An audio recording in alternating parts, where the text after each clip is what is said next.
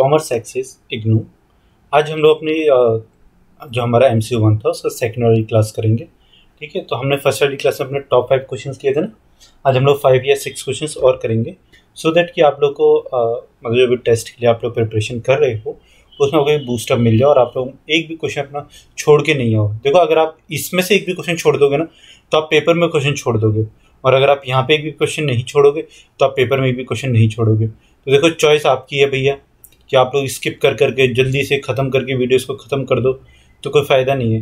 लेकिन अगर आप मतलब वीडियो को अच्छे से देखोगे, एक एक चीज़ मैं समझा रहा हूँ किस तरीके से आंसर लिखना है, कितना बड़ा बड़ा लिखना है, आपको बुक नंबर भी बता रहा हूँ, तो फिर इसमें आप लोग को फ़ायदा ही होगा क्योंकि आप लोग वहाँ पे फिर एक भी क्वेश्चन छोड़ोगे नहीं और आप लोग के स्कोर भी कितना आएगा, 75 प्लस आएगा। 75 प्लस आप आराम से स्कोर कर लोगे।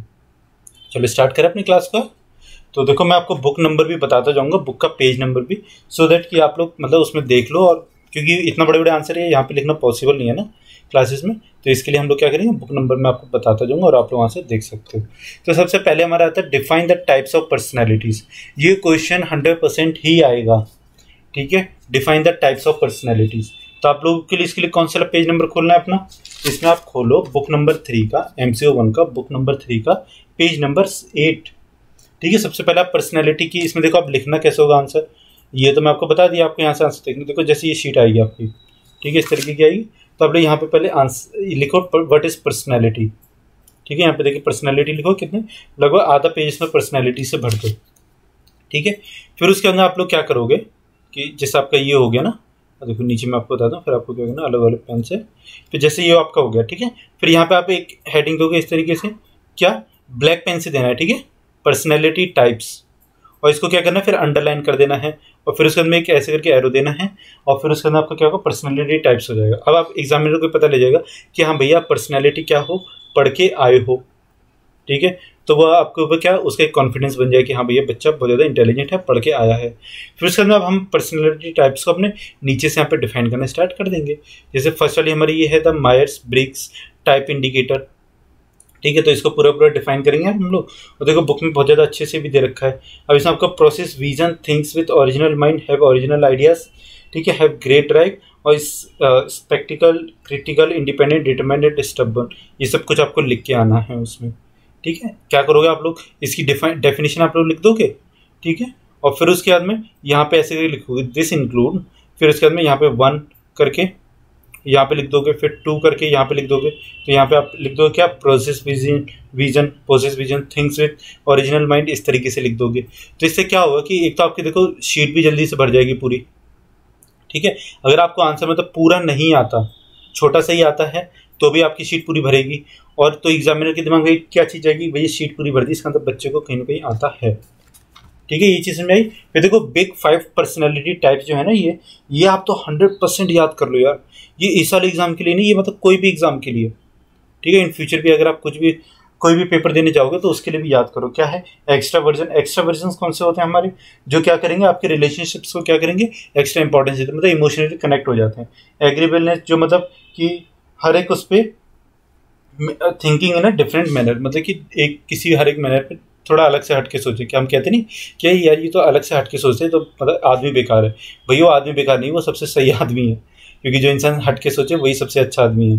ठीक है, फिर क्या आता है हमारा, फिर आता है हमारा कंसिस्टेंटनेस। इसमें क्या होता है कि मतलब पोजीशन ऑफ रिलायबिलिटी, कि वो उसके बाद आप कितना भरोसा कर सकते हो।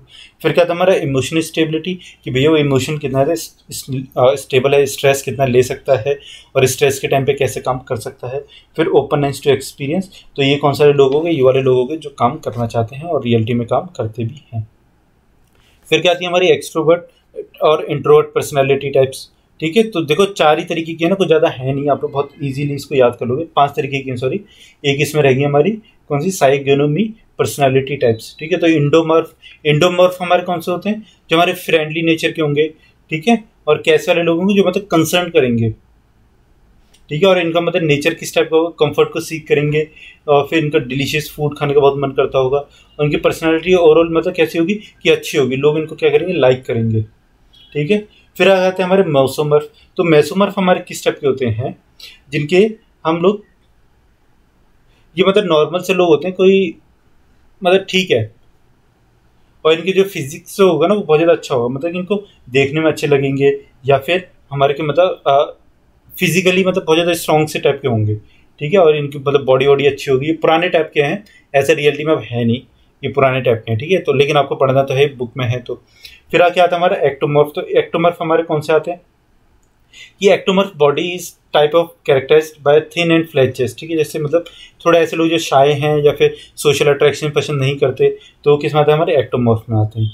उसके अंदर फिर हमारी जो फोर्थ जो आती है हमारी क्या पर्सनालिटी टाइप्स, वो क्या आती है हमारी एक्सट्रोवर्ट वर्सेस इंट्रोवर्ट। तो एक्सट्रोवर्ट्स हमारे वो लोग होते हैं जो कहीं ना कहीं बाहर मतलब खुल के जीना पसंद करते हैं, और इंट्रोवर्ट्स वो लोग होते हैं जो कहीं ना कहीं अंदर ही अंदर जीते हैं, ठीक है। जिनके बहुत ज़्यादा फ्रेंड्स नहीं होते, फ्रेंड सर्कल छोटा होता है, ये सब का जो आपको लिख के आना है पेपर में, ठीक है। एक्सट्रोवर्ट्स में हमारे वो लोग आएंगे जिनका फ्रेंड सर्कल बड़ा होगा, जिनको लोगों चीज़ों को एंजॉय करने में बहुत ज़्यादा मज़ा आता है, और वो लोग क्या खुल के जीते हैं, बातचीत करते हैं, हंसते रहते हैं। तो इस टाइप का इंट्रोवर्ट थोड़ा शाय नेचर के होंगे, थोड़ा कम हंसेंगे, लोगों से कम बातचीत करेंगे, और उनका मतलब सोशल सर्कल भी इतना बड़ा नहीं होगा, ठीक है। दोनों में समझ में आया आपको? फिर उसके बाद क्या हमारा type A personality, type B personality, बहुत बड़ा टॉपिक है ये। तो आप लोग इसको बहुत ज़्यादा अच्छे से पढ़ेंगे और क्या करेंगे, फुल नंबर स्कोर करेंगे इसमें। कितना? 20 नंबर, 100% 20 नंबर का क्वेश्चन आएगा, अगर आएगा तो। नहीं तो फिर आप लोग क्या करोगे, इस पेपर में छोड़ के नहीं आना, ठीक है। अगर छोड़ के आए तो मुझे बहुत ज़्यादा दुख होगा, क्योंकि मैंने इसमें बहुत ज़्यादा एफर्ट्स डाले हैं, और मैं चाहता हूँ कि आप लोग ये वाला क्वेश्चन अच्छे से प्रिपेयर करके जाओ, क्योंकि ये वाला क्वेश्चन कहीं ना कहीं आएगा ही आएगा। चलो क्वेश्चन नंबर 2 देखें अपना। क्वेश्चन नंबर 2 क्या कहता है? Define group formation in an organisation. तो ये क्वेश्चन हमारा कैसे आएगा? ये क्वेश्चन हमारा 12 नंबर का या फिर 8 नंबर का ब्रेक होके आ सकता है। ये हमारा 8 नंबर का आएगा। डिफाइन टाइप्स ऑफ ग्रुप्स, तो ये हमारा 12 नंबर का आ सकता है। तो क्या कहता है? Define group formation in an organisation. तो मैंने आपको कल भी बताया था ग्रुप फॉर्मेशन से रिलेटेड। तो जब 8 और 12 नंबर का क्वेश्चन आएगा तो आप लोग क्या करोगे? मानो ये आपकी शीट है, ठीक है। अपने इस वाले पेपर के लिए ना 6 शीट्स को बचा के रखो आराम से, ठीक है। तो सबसे पहले define group formation in an organisation. तो हम यहाँ पे लिखेंगे कि व्हाट इज ग्रुप। ग्रुप होता क्या है? तो a group refers to the association of 2 और more persons interacting among themselves for the achievement of common goal, ठीक है। तो आपको इसको मतलब कम से कम 4 लाइन में क्या करना है, बड़ा कर करके लिखना है। यहाँ पे आप लोग क्या लिखोगे? क्वेश्चन नंबर 2, और यहाँ पे लिखोगे क्या?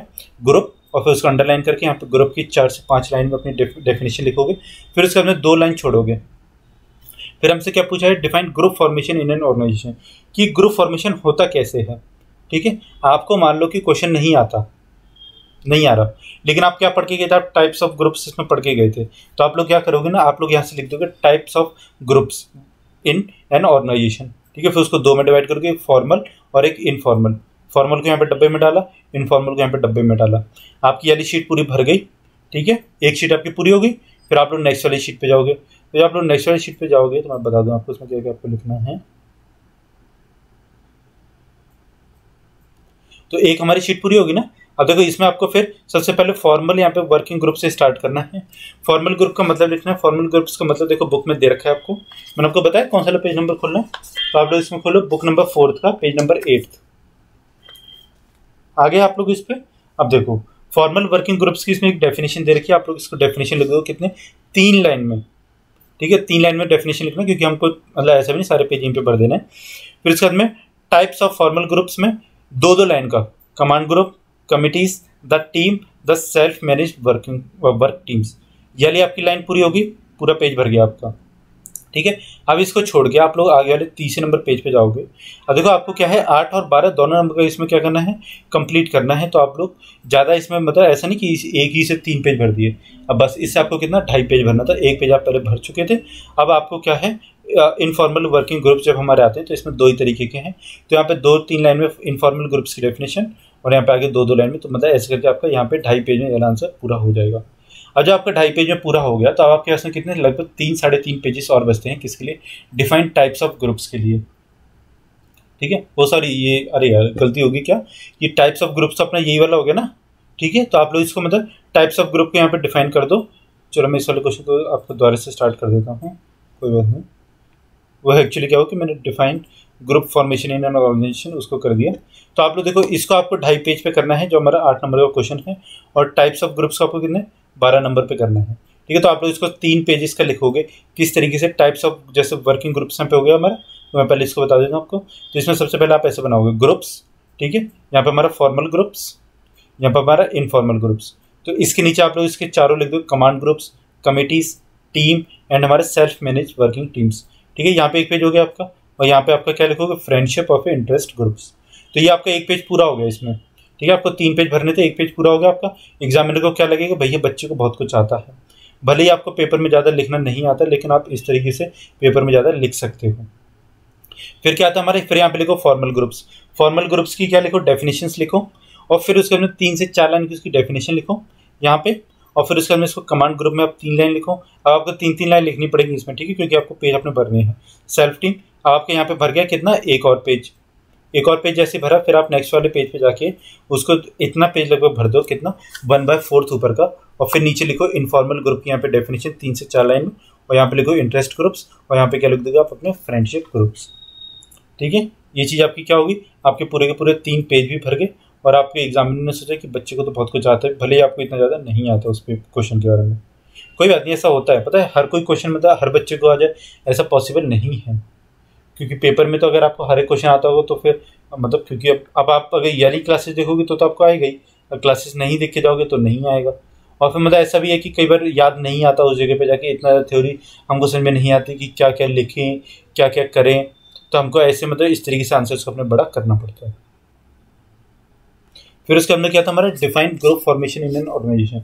अब देखो group formation in an organisation क्या होता है हमारा, तो इसको हम लोग बड़ा कैसे लिख सकते हैं। इसमें सबसे पहले हम लोग जाएंगे क्या, फैक्टर्स ऑफ ग्रुप फॉर्मेशन लिख देंगे इसमें, ये भी लिखना चाहो तो ये लिख देना, बट हम लोग कंसेप्ट ऑफ ग्रुप से इसमें जाएंगे, जो कि हमारा पेज नंबर 6 पे है। ठीक है, कंसेप्ट ऑफ ग्रुप्स में देखो क्या है कि ग्रुप मेंबर्स क्या होते क्या हैं। ठीक है, सबसे पहले आप डेफिनेशन लिखोगे, और फिर उसके बाद में जैसे इसमें लिखो ना कि ग्रुप कैसे फॉर्म होता है, क्योंकि इसमें group define group formation in organisation पूछा हुआ है, तो they have a common goal. ठीक है, एक जगह पे लिख दिया, फिर इसकी 2 लाइन्स लिख दी इसके बारे में कि कॉमन गोल किस तरीके से होगा, जैसे उनके इंटरेस्ट सेम होंगे इस तरीके से। ठीक है, एक ही वर्किंग क्लास के होंगे, कि ऐसा नहीं ना बोर्ड ऑफ डायरेक्टर्स और जो सबसे लोअर जो क्लास होगी हमारी, जैसे हमने कल 3 हमने लेवल्स पढ़े थे अपने, टॉप, मिडल और लोअर लेवल, तो इस वाले लेवल के इस वाले लेवल से दोस्ती होने फिर ग्रुप बनना बहुत ज़्यादा मुश्किल है, या फिर आप हार्डली ऐसा देखेंगे, क्योंकि इनके क्या गोल्स अलग अलग हैं। ठीक है, the members of the group continuously interact with each other, ये हम लोग यहाँ पे लिख देंगे 2 लाइन 3 लाइन में। फिर each member of group identifies with other members of the group, तो इसको कर देंगे। तो इस तरीके से क्या हम लोग अपने 2-2.5 पेज में इसको खत्म कर देंगे। ठीक है, ये चीज़ समझाई। तो आप 5 से इसमें कितने 6 पेज भर के आएंगे लगभग, और आपको इसमें फुल नंबर मिलेंगे, ये मेरी गारंटी, अगर आप इस तरीके से आंसर को लिख के आते हैं तो। फिर क्या था हमारा, define factors of group formation and it's process. तो ये भी हमारा किसमें, इसी वाले चैप्टर का क्वेश्चन है, और हमको इसमें कुछ ज़्यादा मतलब ऐसा भी नहीं कि बहुत ज़्यादा हार्ड भी हो। तो क्या था हमारे इसमें, define factors of group formation.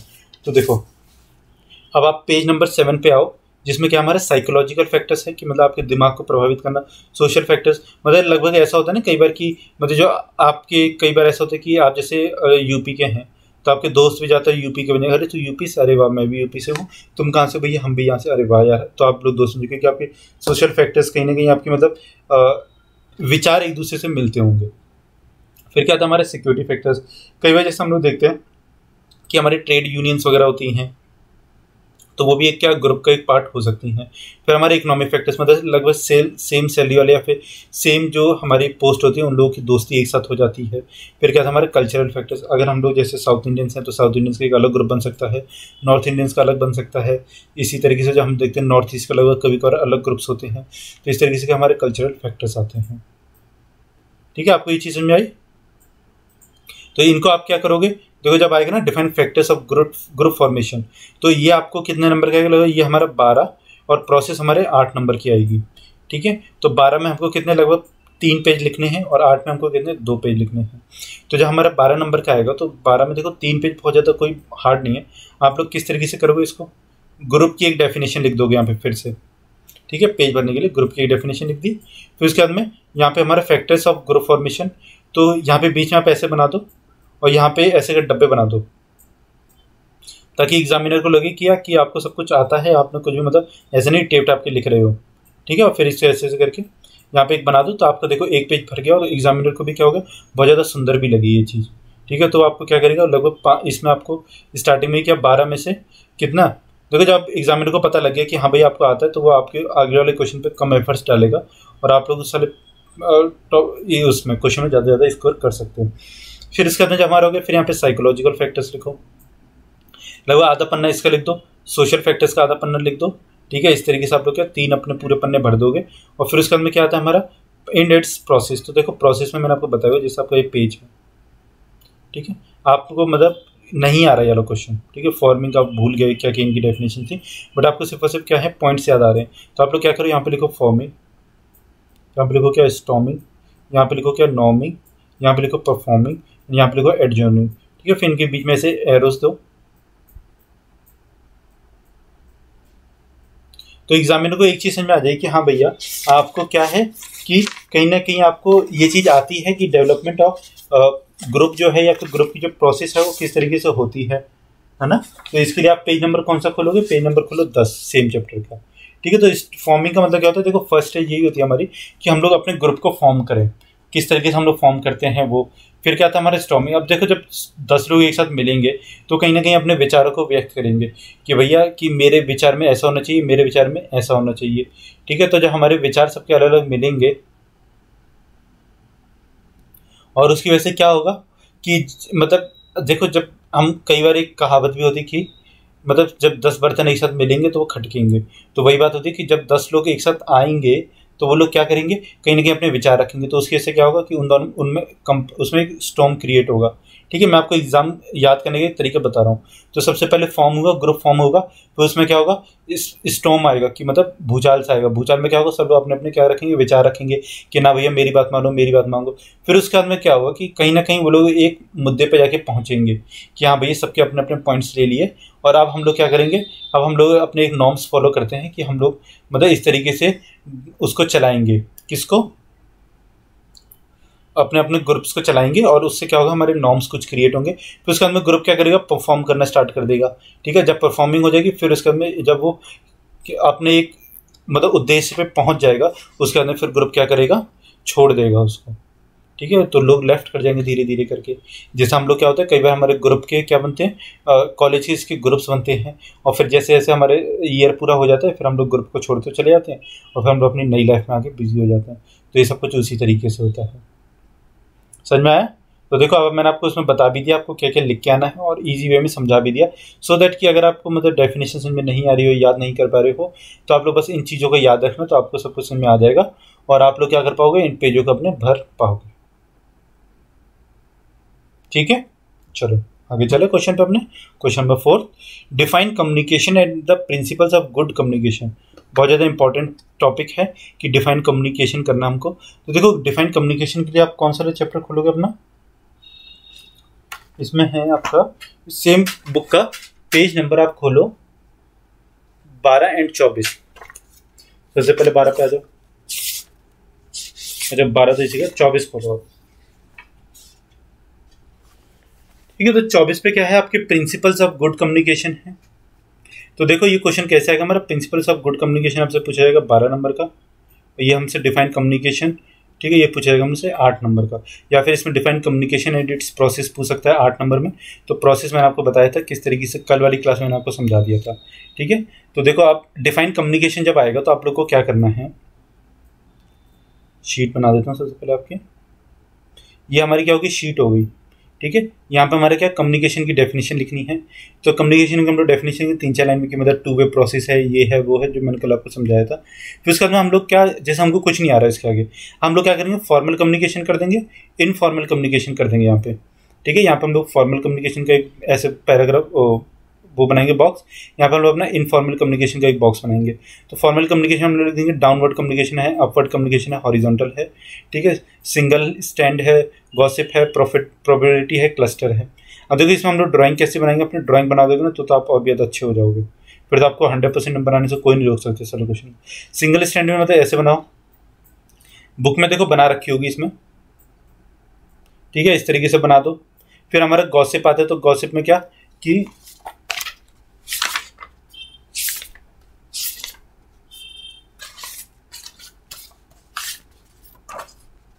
एक मिनट में पेज खोलो, आप लोग भी खोलो वाला पेज, कौन सा 22 नंबर पेज, जिसमें आप लोग को इसी से देखकर ड्राइंग बनानी है, ठीक है। तो गॉसिप का मतलब क्या होगा कि भैया यहाँ की चुगली वहाँ करी, यहाँ करी तो यहाँ तक पहुँचा, वहाँ तक पहुँचा, किसी तक पहुँचा, किसी तक नहीं पहुँचा। फिर क्या आता है हमारा प्रोबेबिलिटी। प्रोबेबिलिटी मतलब कहीं कहीं पहुँचता है, ठीक है। तो आप लोग उसमें किसी एक को छोड़ देना बीच में, वो बन जाएगा। क्लस्टर में हमारा वो भी किसी एक को छोड़ देगा या फिर अपने हिसाब से डिफाइन करके वो के में बातें करेगा। तो डाउनवर्ड स्लोप में आप लोग किस तरीके की ड्राइंग बनाएंगे कि ये हो गया हमारा डाउनवर्ड स्लोपिंग, ठीक है। मतलब हायर लेवल जब लोअर लेवल को कुछ ही बताएगा तो ये हमारा डाउनवर्ड स्लोपिंग में आएगा।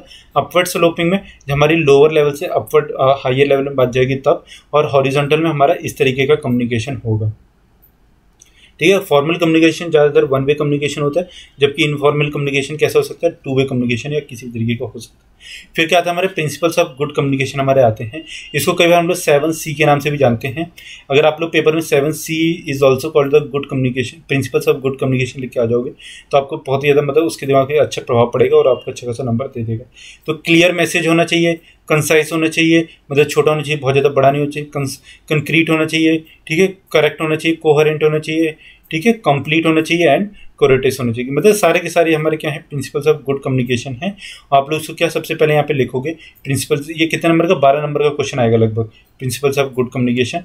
तो आप लोग के इसमें कितने 3 पेज भर के आने हैं, ठीक है। तो यहाँ पे पहले आप लिख दोगे प्रिंसिपल्स ऑफ गुड्स कम्युनिकेशन, फिर यहाँ पे एक बार लाइन से लिख दोगे 1 2 3 4 5 6 7, और फिर उसके अंदर क्लियर कि मैसेज क्लियर होना चाहिए, इनके 3 4 4 लाइन लिखोगे, आपके 3 पेज आराम से इसमें भर जाएंगे, ठीक है। और कुछ नहीं आपको करके आना इसमें, कुछ भी नहीं, मतलब कुछ भी नहीं।